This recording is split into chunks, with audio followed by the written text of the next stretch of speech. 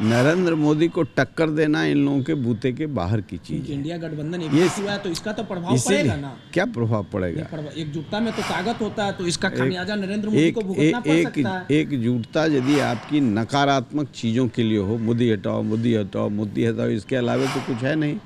और दूसरे तरफ जितने ही लोग मोदी हटाओ कहते हैं, दूसरे तरफ मोदी बनाओ मोदी बनाओ मोदी बनाओ, मोदी लाओ, ये करते हैं। चिराग के भरोसे कितना सीट फायदा मिलेगा 40 सीटों में?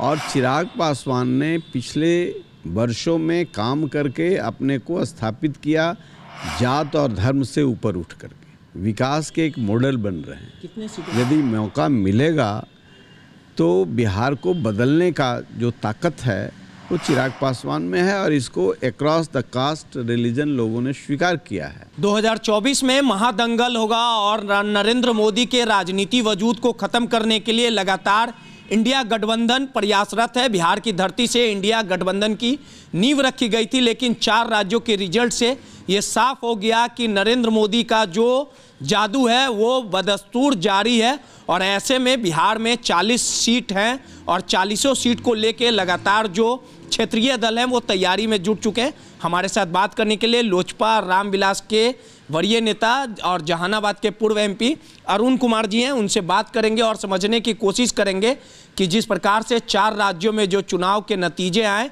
और बीजेपी की धमाकेदार जीत हुई, इसको लेके कहीं ना कहीं कांग्रेस बेचैन और परेशान भी दिखी। और अब दावा किया जा रहा है कि इंडिया गठबंधन मजबूती के साथ 2024 में नरेंद्र मोदी से लड़ने का काम करेगा। ये तमाम चीज़ों को समझेंगे। सर, जिस प्रकार से 4 राज्यों के नतीजे आए, लगातार कांग्रेस अहम में थी, ये सोच रही थी कि इस बार चारों राज्यों में जो बीजेपी का सुपड़ा साफ हो जाएगा, लेकिन कांग्रेस को, राजद को जो दावा किया जा रहा था मुंह की खानी पड़ी। और 2024 में इंडिया गठबंधन जिस प्रकार से कह रही है कि एकजुटता के साथ चुनाव लड़ा जाएगा, क्या कुछ नतीजे आएंगे? और बिहार में 40 सीट है और कितना सीट पे दावा रहेगा और कितने सीटों पे धमाकेदार नरेंद्र मोदी की जीत होगी?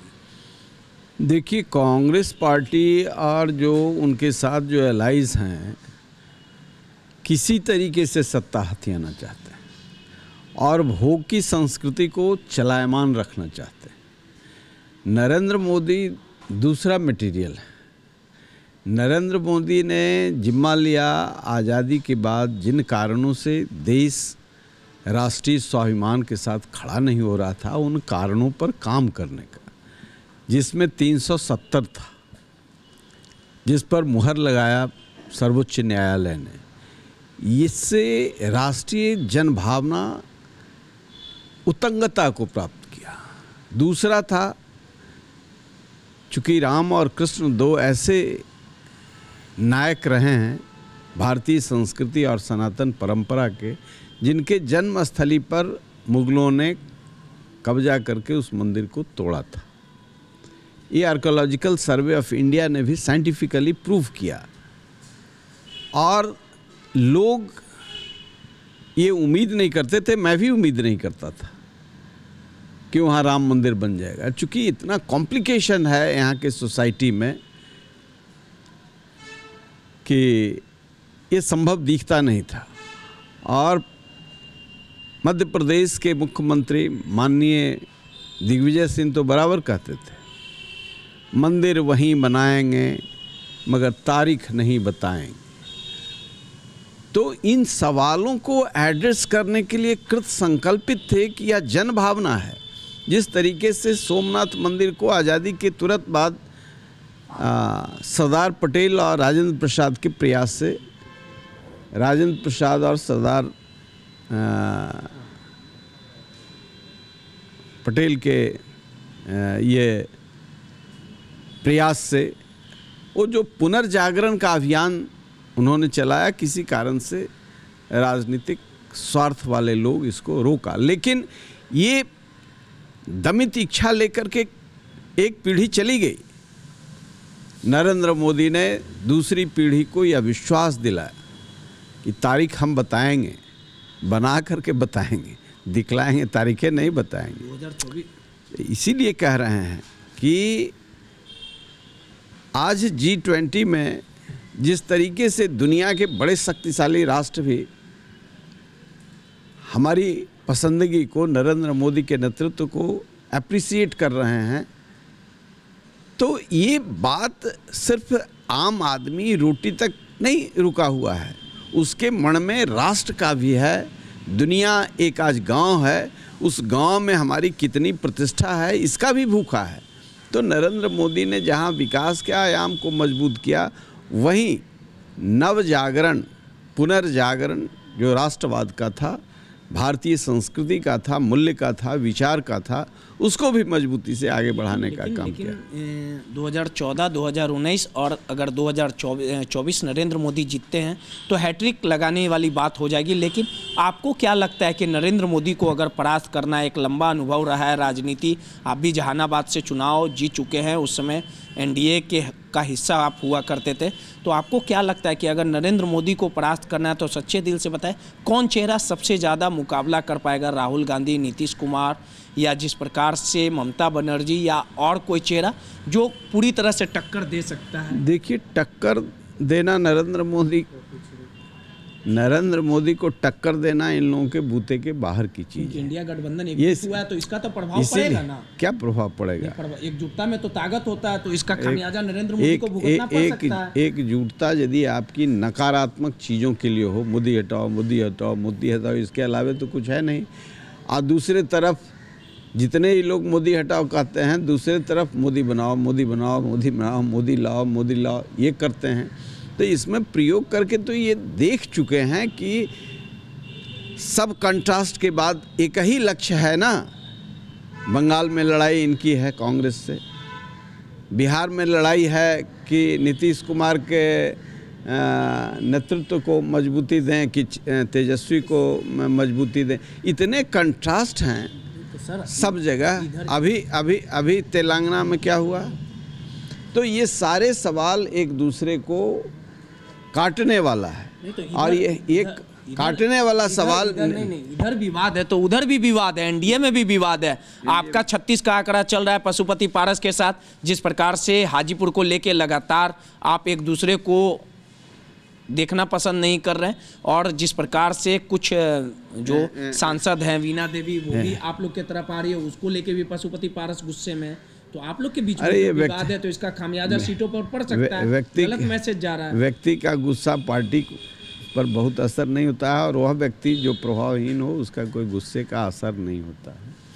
वो विवाद यहाँ नहीं है। यहाँ बड़ी पार्टी जो है भारतीय जनता पार्टी है, और उसके अंदर कोई विवाद नहीं है। आपने देखा नरेंद्र मोदी ने 3 राज्यों को जीता ही नहीं, आगे के 20 वर्षों, 25 वर्षों, 30 वर्षों के लिए एक नया नेतृत्व दे दिया, और इस मैदान में खेलो।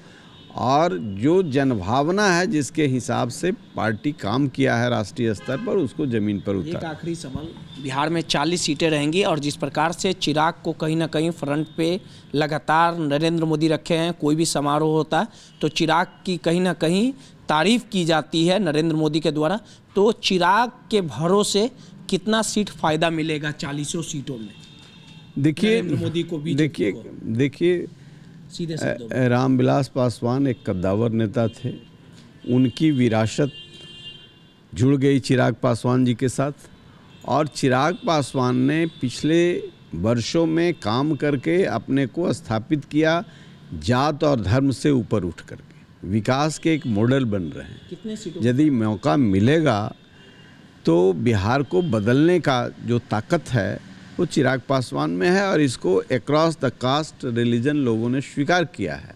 इसलिए जहाँ जाते हैं वहाँ एक बड़ी भीड़ स्वतः चिराग पासवान की पीछे खड़ी होती है। तब्दील होगा?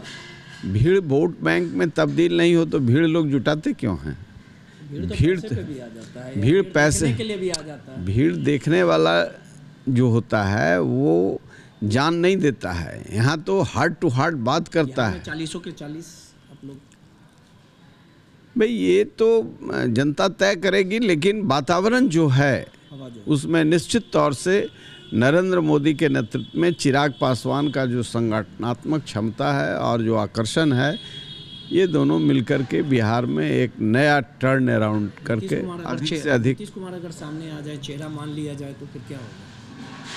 नीतीश कुमार तो अब हैं नहीं, नीतीश कुमार को चेहरा कैसे मान लिया जाए? नीतीश कुमार जो शब्द बोल रहे हैं, मानसिक स्थिति उनकी ठीक नहीं है, उनको कैप्टिव बना करके लोग कुछ बुलवाते हैं, सत्ता में भूख की संस्कृति को बढ़ावा दे रहे हैं। इनके ऊपर तो चिराग पासवान लड़े तो लोगों को विश्वास हुआ कि बिहार को बचाए। तेजस्वी यादव उनके साथ सट करके सत्ता में हैं, तो जो उनका तेज भी था वो नीतीश कुमार ने हर लिया। अब इनके कुकर्मों का प्रायश्चित तो उनको करना पड़ेगा ना। सीधे तौर पे पूर्व जहानाबाद के पूर्व एमपी अरुण कुमार जी थे, और जिस प्रकार से 2024 में लोकसभा का चुनाव होगा और लोकसभा के चुनाव को लेकर भले ही इंडिया गठबंधन की ओर से ये दावा वादा किया जा रहा है कि नरेंद्र मोदी को 2024 में परास्त किया जाएगा। अब देखने वाली बात होगी कि एक ओर नरेंद्र मोदी और दूसरी ओर विपक्ष के तमाम दल, तमाम नेता नरेंद्र मोदी को कितना नुकसान पहुंचा पाते हैं, और नरेंद्र मोदी के जीत का काफिला बदस्तूर 2024 में भी जारी रहता। ये तो आने वाला समय बताएगा, लेकिन इतना जरूर तय है कि नरेंद्र मोदी को हराने के लिए तमाम विपक्षी दल हर एक एड़ी चोटी लगाए हुए। कैमरामैन ऋतिक के साथ रोहित, दर्श न्यूज़, पटना।